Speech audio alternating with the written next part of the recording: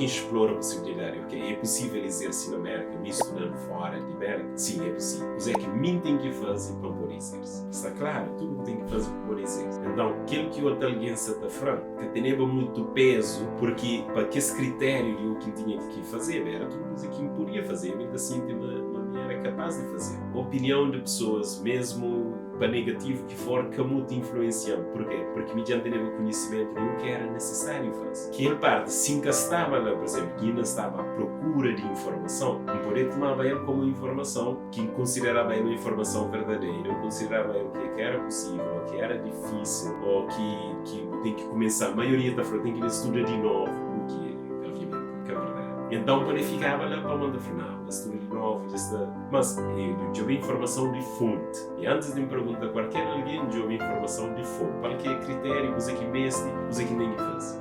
À medida que outra alguém sabe, dá essa opinião, e a razão para não discutir é que leva mais além, porque ninguém sabe qual critério, usa que mestre. É simplesmente uma opinião da pessoa que está muito bem informada, mas que também que exerce tanto influência, que exerce, graças a Deus, porque onde a meta era algo alcançável.